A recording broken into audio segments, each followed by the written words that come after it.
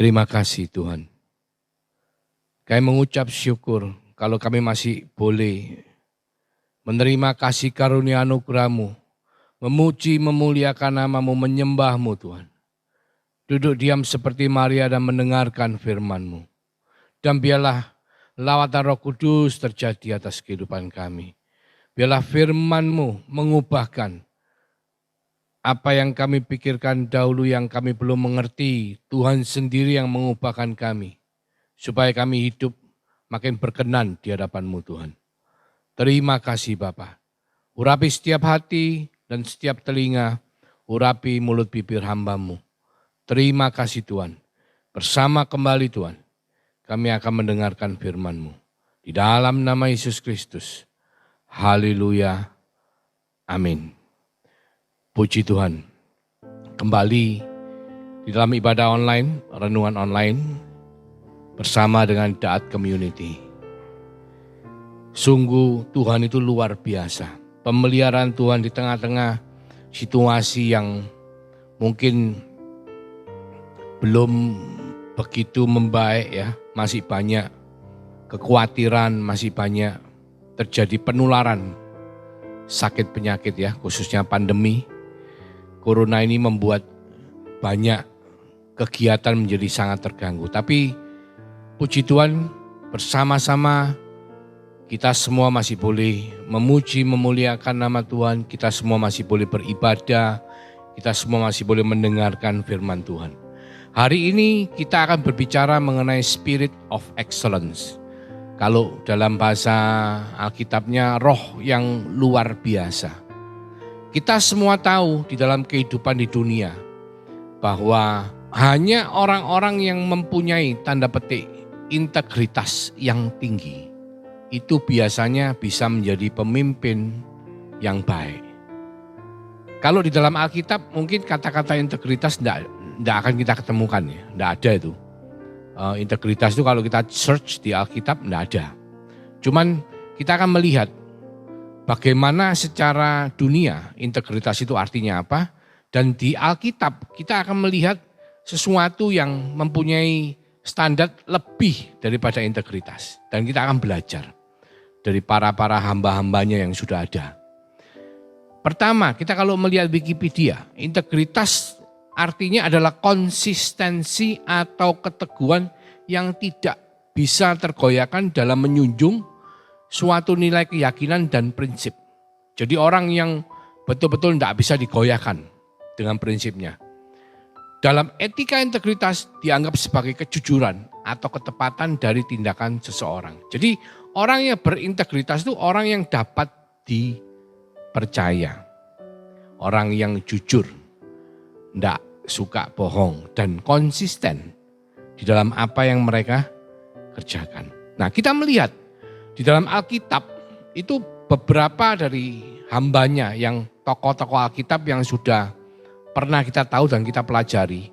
Itu banyak dari mereka itu bahkan memiliki ya nilai yang lebih tinggi daripada yang kita katakan integritas. Kenapa semua ini penting saudaraku? Karena saya percaya saudara dan saya, kita semua ingin menjadi orang-orang yang berintegritas bahkan lebih daripada itu. Karena apa?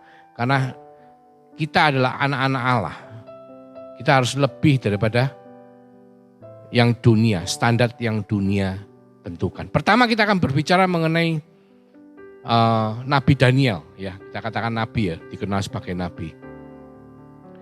Jadi kita tahu bahwa beliau ini adalah dikatakan sebagai orang yang pandai, termasuk cendekiawan, orang-orang yang ditinggikan pada masanya.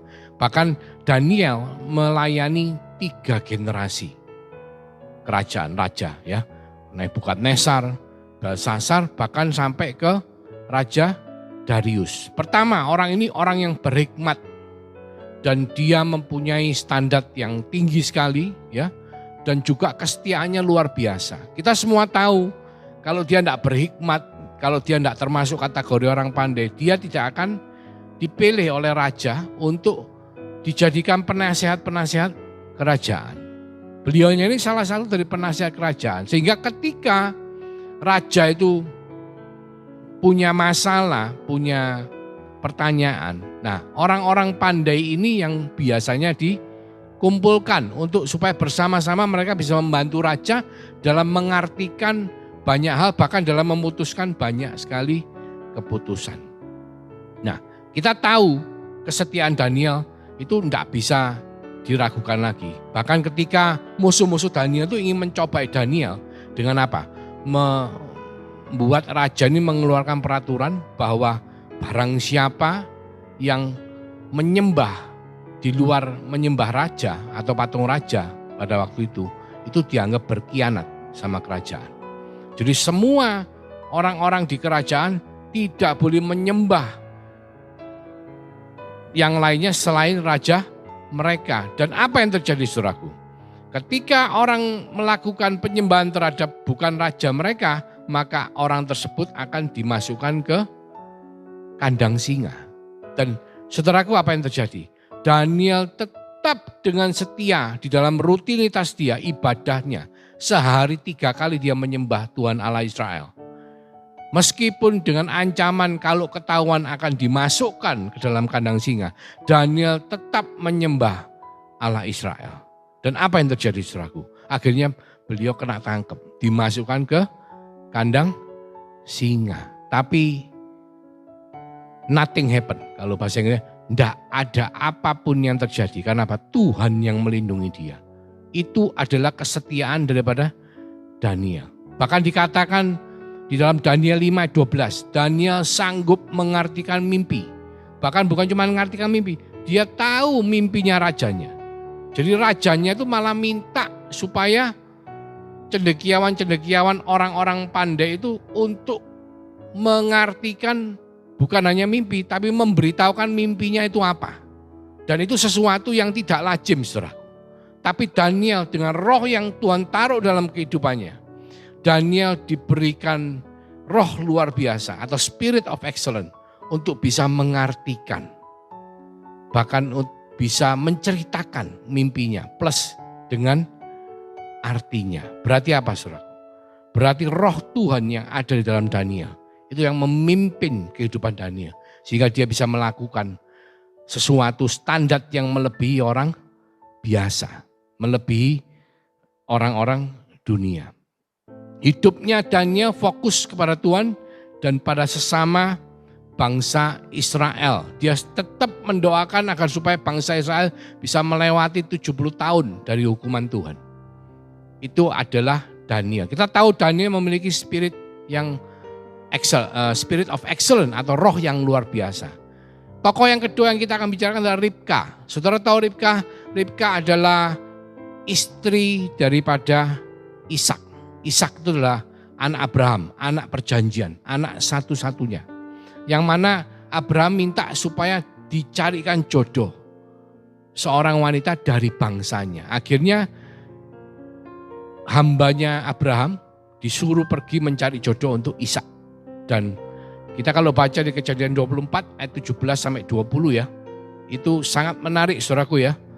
Dikatakan begini, kemudian berlarilah hamba itu mendapatkannya serta berkata, ketika hambanya sudah sampai ke suatu tempat dan menemukan seorang wanita cantik dan dia merasa dan dia berdoa bahwa itu adalah wanita yang disediakan untuk Ishak, maka kita mulai dengan Kejadian 24 ayat 17 dikatakan begini, tolong beri aku minum air sedikit dari buyungmu itu. Ketika itu mereka ada di suatu tempat sumur untuk memberikan minum kepada ternak, bahkan untuk orang-orang mengambil air membawa pulang ke rumahnya masing-masing. Dan hambanya Abraham ketemu dengan Ribka dan dia minta, tolong beri aku minum air sedikit dari buyungmu itu. Lalu jawabnya, minumlah Tuhan. Maka Ribka mengambilkan air ya, maka segeralah diturunkannya buyungnya itu ke tangannya, lalu diberinya dia minum.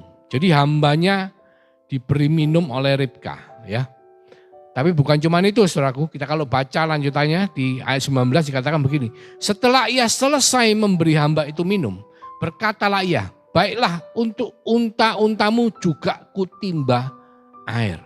Sampai semuanya puas minum. Kemudian segeralah dituangnya air yang dibuyungnya itu ke dalam palungan.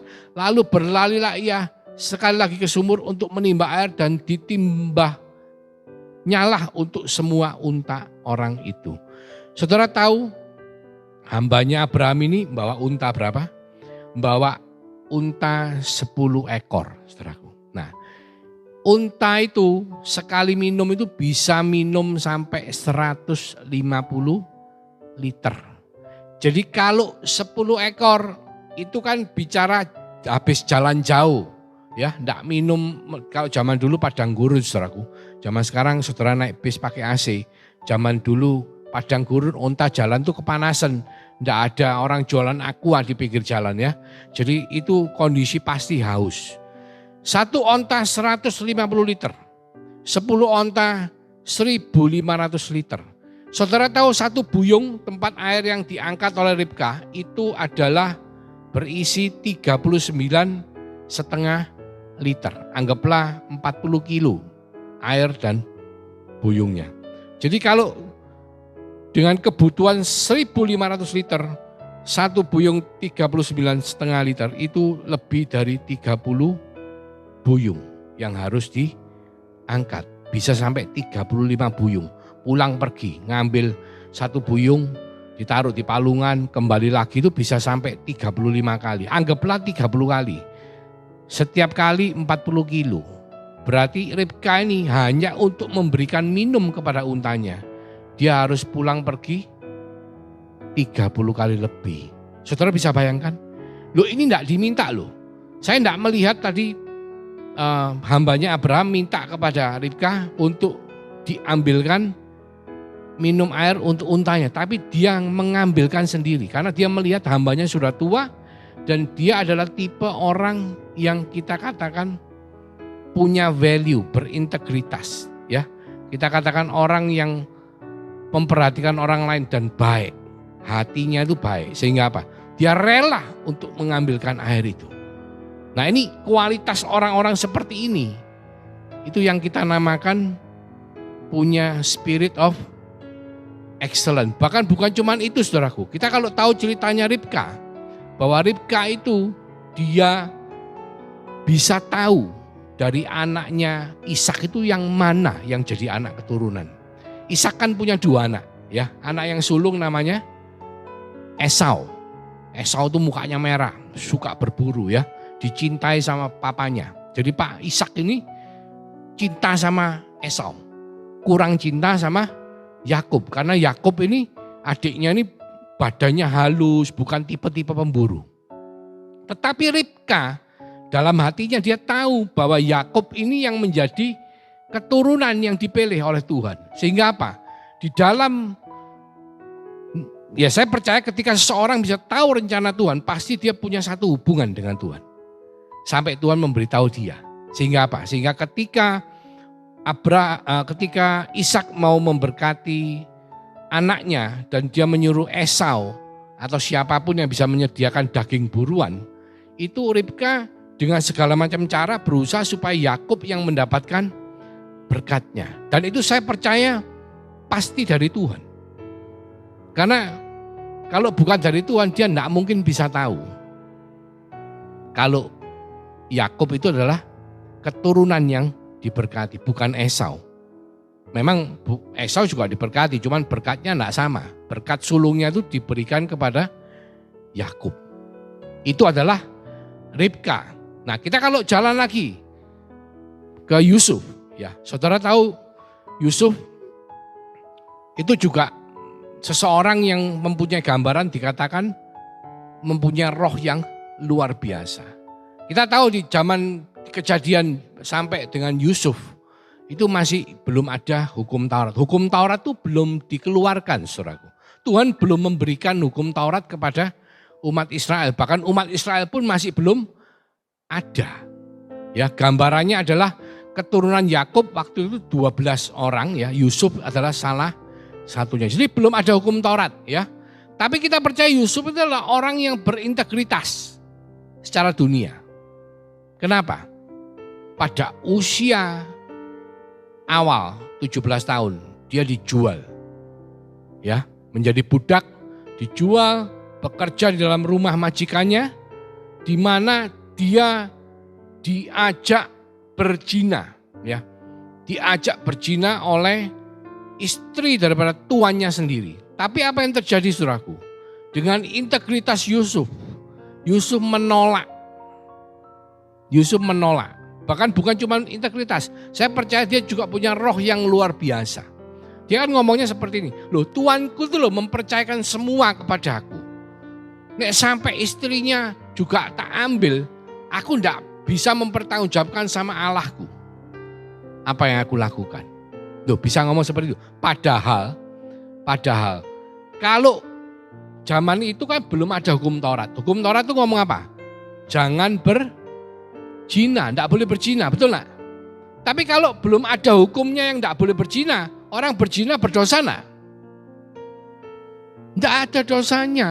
Sama seperti pada waktu zamannya sebelum pandemi, itu orang ndak ada peraturannya PSBB ataupun peraturannya new normal yang mengatakan harus pakai masker. Betul nggak? Jadi kalau kita ndak pakai masker, kalau belum ada aturannya harus pakai masker, kita salah ndak? Ndak salah. Nah demikian pula dengan zaman Yusuf, belum ada hukumnya mengatakan jangan berzina.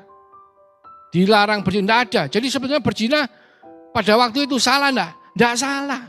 Kalau belum ada hukumnya. Tapi apa yang Yusuf lakukan? Yusuf ndak mau. Yusuf tidak berzina. Bahkan lebih daripada itu saudaraku. Pada waktu dia berhasil menjadi orang kedua di Mesir. Dia sangat berkuasa. Punya kuasa besar bahkan kekayaannya berlimpah-limpah. Karena Firaun mempercayakan semuanya kepada Yusuf. Istrinya Yusuf ada berapa? Cuman satu, monogami. Dia tidak punya istri lebih daripada satu. Saya percaya orang-orang seperti Yusuf adalah orang-orang yang punya spirit of excellence atau roh yang luar biasa. Yang mana tuh melebihi daripada yang kita katakan integritas. Kalau integritas kita bicara di hadapan manusia. Tapi kalau kita bicara spirit of excellence, itu kita bicara kita dimeteraikan oleh Tuhan roh yang luar biasa. Yang membuat kita excel. Standar kita menjadi standar yang di luar atau lebih tinggi daripada orang-orang dunia. Bahkan lebih daripada itu Yusuf mampu menafsirkan mimpi. Ketika dia di penjara dia mampu menafsirkan mimpi. Dia bahkan sampai setelah itu dia mampu untuk memimpin bangsa Mesir keluar dari kelaparan. Dan itu adalah sesuatu yang luar biasa. Dan kita juga lihat Yusuf di penjara bukan setahun 2 tahun saudaraku. Belasan tahun dia ada dalam penjara. Sampai dia dipanggil oleh Firaun untuk menafsirkan mimpi. Dia belasan tahun di penjara. Saudara tahu ketika seseorang masuk dalam penjara dan kumpul dengan narapidana. Kita bisa bayangkan. Paling tidak mereka akan menularkan gaya hidup narapidana. Karena kita akan menjadi seperti apa yang kita lihat. Kalau kita tiap hari melihatnya penjahat, lambat laun kita menjadi seperti penjahat. Tapi tidak dengan Yusuf. Karena apa? Karena dia bergaul dengan Allah. Karena dia bergaul dengan Tuhan melalui roh yang Tuhan meteraikan dalam kehidupannya. Sehingga apa? Belasan tahun di penjara, keluar dia tetap bisa menjadi pemimpin. Pemimpin yang dipercaya oleh Firaun memimpin bangsa Mesir keluar dari masa penderitaan, kekeringan, kemiskinan. Dan yang lebih luar biasa lagi saudara, dia bisa mengampuni semua saudara-saudaranya yang dulunya menjual dia. Nah kita analisa Yusuf. Kok bisa ya Yusuf ini bisa dapat roh yang luar biasa? Kok bisa sampai seperti itu? Dari usia muda sampai usia tua. Itu menunjukkan hal-hal yang sangat positif. Kalau Daniel mungkin tidak diceritakan terlalu banyak. Cuma yang kita tahu Daniel setia beribadah kepada Tuhan. Tapi kalau Yusuf dari kecil pun papanya Yusuf, Yakub ini sudah memberikan dia perlakuan yang istimewa. Ketika dia masih muda, dia sudah bisa menafsirkan mimpi. Bahkan bapaknya ini sudah memberikan sesuatu yang khusus kepada Yusuf. Dia diberi jubah yang luar biasa. Bukan karena Yusuf ganteng saudaraku, enggak. Tapi karena Yakub tahu bahwa Yusuf berkenan di mata Allah. Dan Yusuf punya hubungan dengan Allah. Kalau orang yang tidak punya hubungan dengan Allah, tidak mungkin bisa menafsirkan mimpi. Tidak mungkin pada usia mudanya dia bahkan ngomong sama orang tuanya, sama saudara-saudaranya. Kalau nanti ada 12 berkas, ya, dan 11 berkas, langit pun, matahari dan bulan pun sujud menyembah kepada Yusuf. Dan itu adalah indikasi bahwa Yusuf dari masa mudanya bergaul dengan Tuhan. Oleh karena itu dia memiliki spirit of excellence atau roh yang luar biasa. Itu kalau kita bicara tokoh-tokoh di Perjanjian Lama. Kita sekarang lihat di Perjanjian Baru. Ada yang namanya Rasul Paulus. Rasul Paulus ini lebih luar biasa lagi, saudaraku. Kalau dulu sebelum dia menjadi Rasul Paulus namanya adalah Saulus. Saulus ini adalah orang kedua setelah Samuel Gamaliel atau Gamaliel, bukan Samuel Gamaliel. Gamaliel itu rabi yang memimpin satu pesantren zaman itu ya. Dan Gamaliel ini sangat terpandang dan Saulus digadang-gadangkan untuk menggantikan Gamaliel menjadi rabi yang nomor 1. Dia sangat berintegritas secara manusia. Karena apa? Dia menjunjung tinggi nilai yang dianutnya. Dan saya percaya sebagai orang Parisi, dia pasti orang yang jujur sekali dan dapat dipercaya. Tapi dalam standar manusia, dia adalah orang yang berintegritas. Tetapi di dalam standar Tuhan, dia baru mempunyai spirit of excellence ketika dia bertobat, ketika dia dijamah oleh Tuhan. Ketika dia mengalami kelahiran baru. Sehingga apa? Lebih dari 50% surat di Perjanjian Baru atau kitab-kitab Perjanjian Baru itu ditulis oleh Rasul Paulus. Karena dia mengalami perjumpaan pribadi. Sehingga dia bisa berani mengatakan, hidup itu adalah untuk Kristus. Mati adalah keuntungan. Bahkan ketika dia menulis Galatia 2:19b, 20 dikatakan begini. Bahwa aku telah mati bersama dengan salib Kristus. Namun yang hidup di dalam aku adalah hidup karena iman kepada anak Allah. Yang rela menderita mati untuk aku. Itu kata Rasul Paulus. Dan itu adalah gambaran dari spirit of excellence. Orang-orang yang dipilih Tuhan dan yang jelas sekali punya spirit of excellence. Saudaraku, tidak serta-merta setiap daripada orang-orang itu ataupun kita semua bisa memiliki spirit of excellence. Karena ada proses. Ya, kita kalau bicara hari ini kita bertobat, besok langsung jadi pendeta, enggak mungkin, saudaraku. Itu ada sebuah proses yang kita jalani untuk kita bisa diubahkan dari ketika kita percaya dan bertobat, kita menjadi anak Allah. Dan kita menjalani proses pertobatan kita dengan istilah in Christ atau di dalam Kristus. Intim dengan dia, di dalam satu tubuh Kristus dan mengalami transformasi dalam kehidupan kita.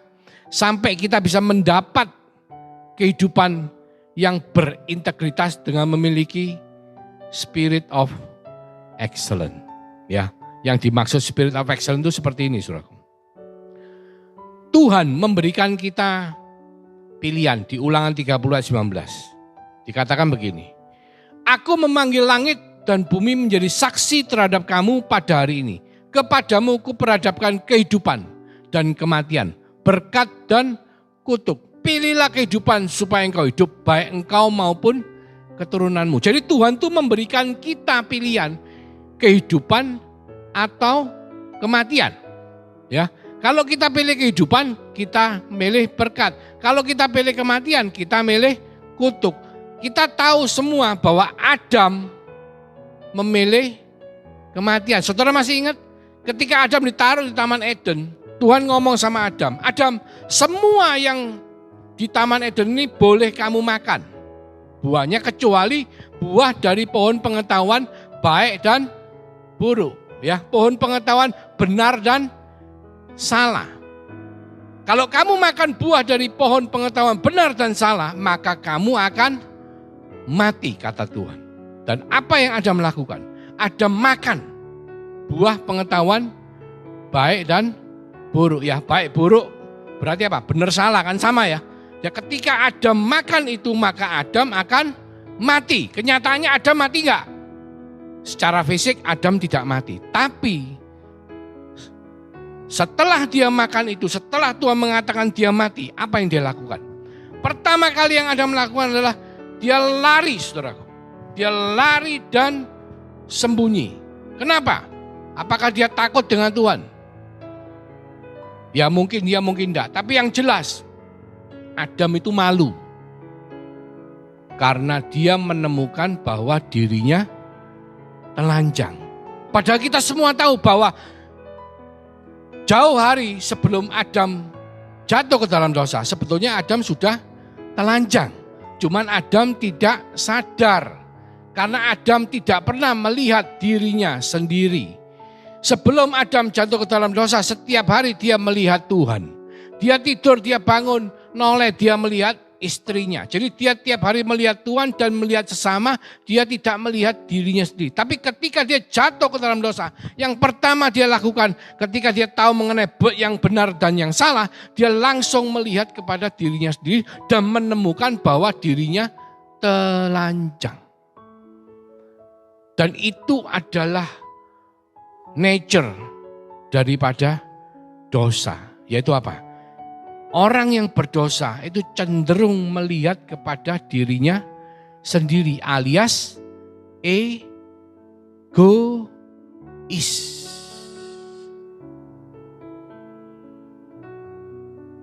Nah, seorang yang berintegritas adalah bukan orang yang punya value egois. Tapi orang yang mementingkan etika dan value untuk orang lain. Oleh karena itu, Tuhan menghendaki setiap daripada kita untuk mengalami satu proses yang dinamakan transformasi. Kalau bayi bertumbuh, mengalami proses pertumbuhan. Dari seorang bayi menjadi anak, balita, remaja, bahkan dewasa. Kalau kita semua di dalam Tuhan, dari manusia daging atau manusia berdosa, kita bertobat, kita menjadi anak-anak Allah. Dan kita berjalan mengikut Kristus, in Christ, di dalam Kristus, sampai menuju kepada manusia yang berintegritas, atau di dalam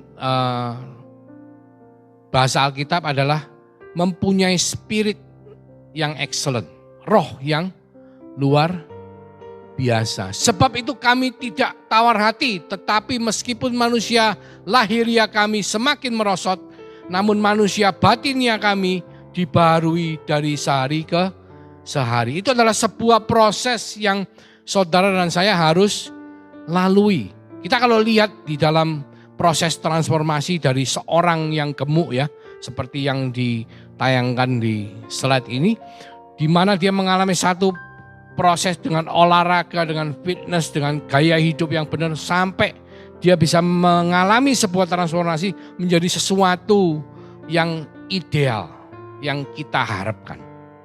Kalau kita semua dari manusia berdosa diubahkan oleh Tuhan menjadi anak Allah, dan kita berjalan di dalam Kristus sampai kepada menuju anak-anak Allah yang mempunyai spirit of excellence, memiliki roh yang luar biasa, berintegritas.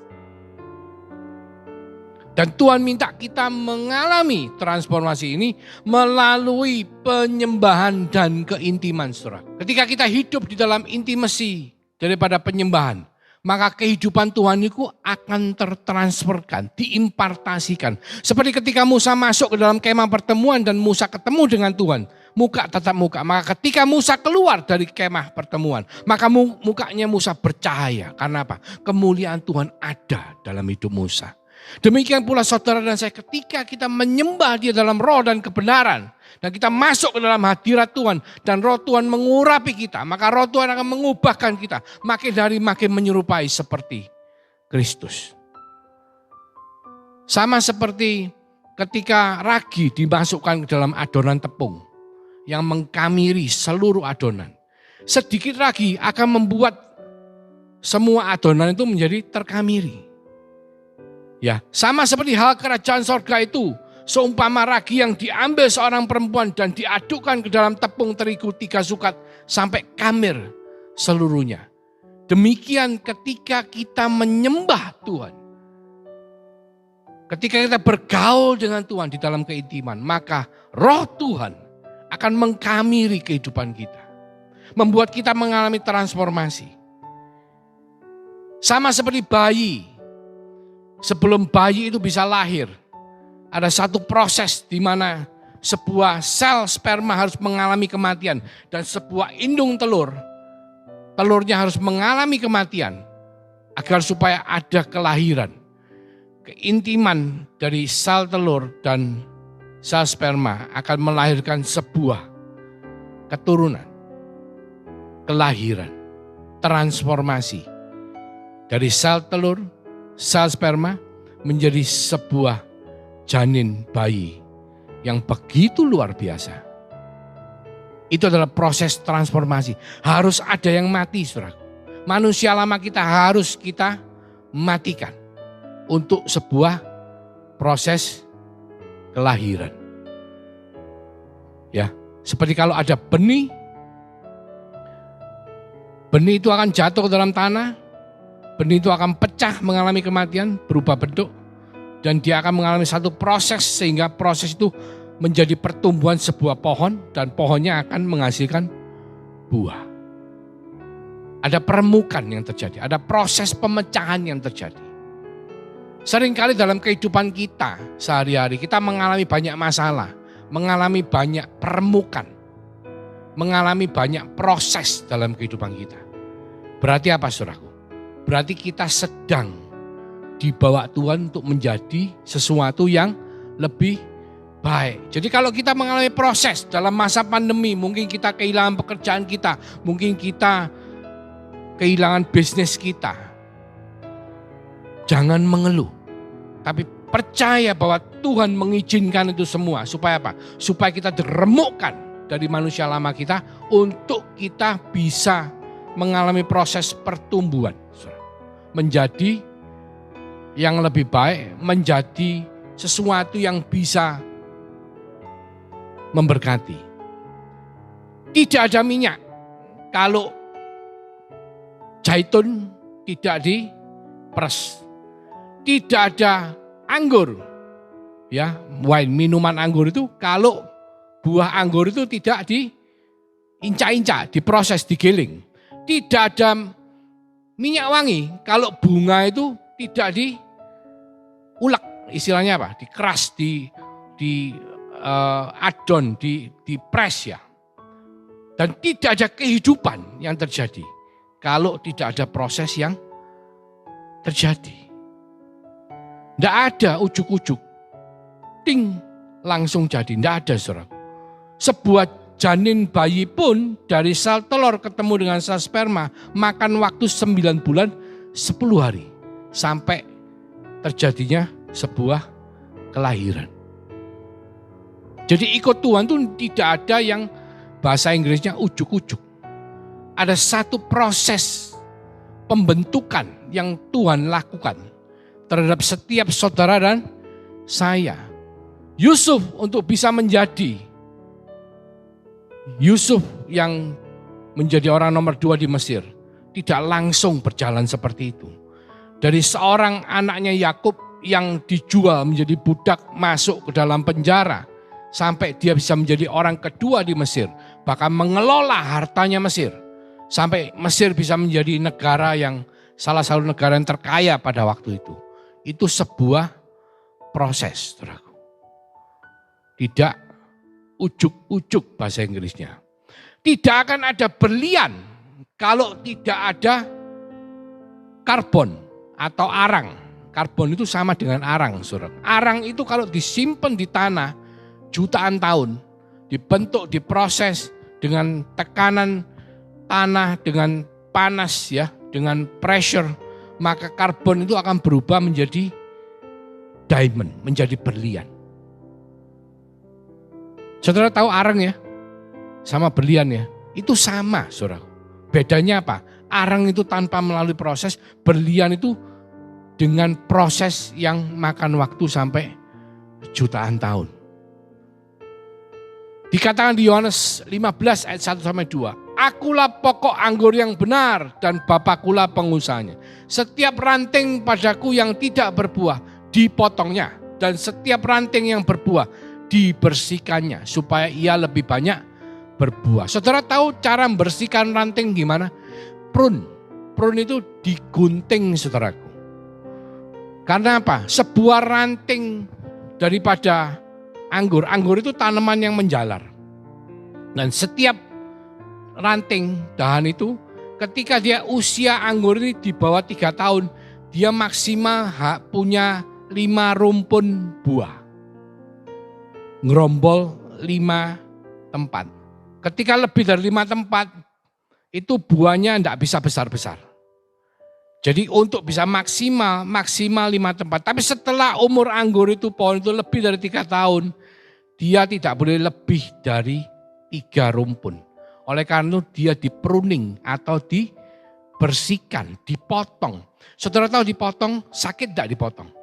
Sakit, saudaraku. Demikian pula kehidupan saudara dan saya. Ketika Tuhan sedang melakukan proses pembersihan dalam kehidupan kita, itu akan melibatkan rasa sakit. Kadang-kadang kita diproses ego kita. Kadang-kadang kita diproses sama seperti kalau orang fitness. Dia kepingin kurus, dia kepingin badannya berbentuk. Sebelum dia bisa mengalami perubahan bentuk badan dari badan yang gemuk menjadi badan yang berotot, saya percaya itu namanya otot itu pasti mengalami satu kesakitan. Ketika kita latih, push up, sit up, pasti ada proses kesakitan yang terjadi. Dan proses sakit itu yang membuat kita mengalami transformasi. Jadi kalau saudara sekarang sedang menghadapi proses dalam kehidupan dan mengalami kesakitan yang Tuhan izinkan, saudara harus bersyukur karena Tuhan sedang membawa saudara menjadi lebih baik lagi, saudaraku. Amin. Kalau Tuhan ingin kita dari manusia yang berdosa, manusia daging, kita bertobat ketika menerima Yesus sebagai Tuhan dan Juru Selamat, kita menjadi anak-anak Allah yang dimeteraikan oleh Roh Kudus. Dan Tuhan bukan cuma minta kita duduk diem-dieman nunggu sampai hari Tuhan terjadi. Enggak. Tuhan ingin mentransformasi setiap saudara dan saya untuk mengalami satu proses dalam kehidupan dalam mengikut Kristus, di dalam Kristus, in Christ. Supaya kita semua, saudara dan saya, menjadi orang-orang yang berintegritas. Orang-orang yang memiliki spirit of excellence, roh yang luar biasa, yang telah ditunjukkan oleh tokoh-tokoh yang tadi sudah kita bicarakan. Daniel, Yusuf, Ribka, Rasul Paulus. Haleluya. Mari kita tundukkan kepala, kita berdoa. Haleluya. Haleluya.